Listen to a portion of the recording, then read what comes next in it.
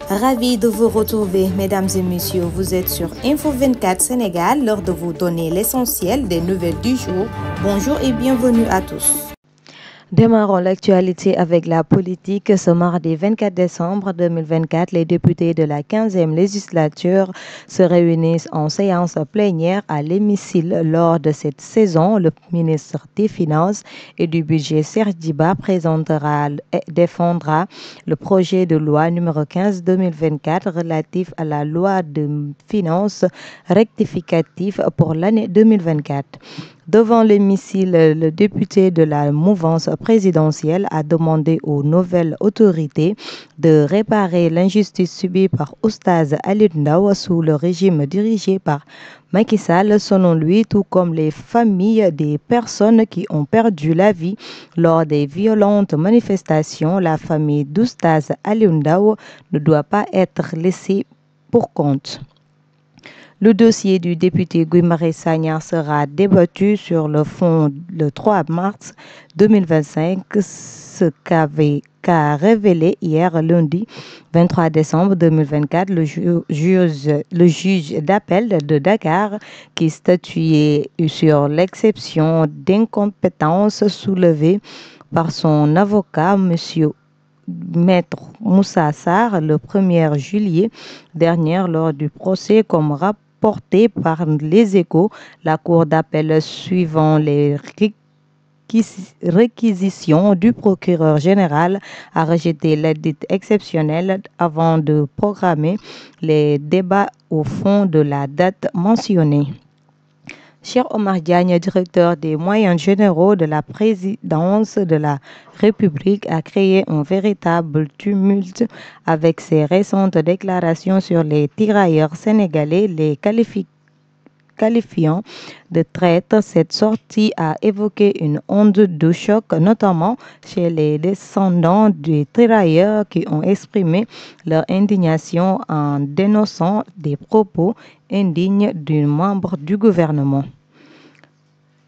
En société, la commémoration du massacre de Thiaroye du 1er décembre 2024 a fait naître une polémique de taille, notamment autour de la place des tirailleurs sénégalais. Dans cette mémoire collective, deux voix s'opposent fermement sur ce sujet, celle de l'intellectuel Cheikh Omar Diagne et celle du journaliste Ayouba Faye de Walfadjri. Le collectif des organisations de la société civile pour les élections du Sénégal a été nominé au prestigieux prix Nobel de la paix, une distinction qui place sa société civile sénégalaise sous les feux de la rampe internationale.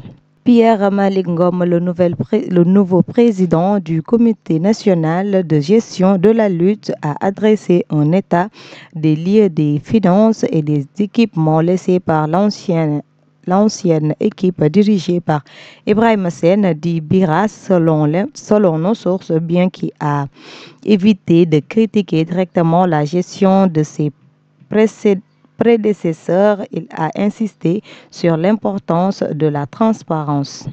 Alors que son second quinquennat n'est pas encore terminé, Emmanuel Macron semble déjà réfléchir à son avenir au poste président réélu en 2022. Actuel chef de l'État, conformément à la Constitution, ne pourra pas se présenter pour un troisième mandat en 2027 si de nombreuses hypothèses circulent sur ses projets futurs.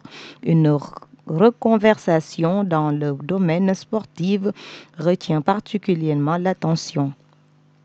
Après avoir multiplié les critiques envers Kylian Mbappé ces derniers mois, Boba a détaillé ce dimanche les raisons de son animosité envers le star du Real Madrid.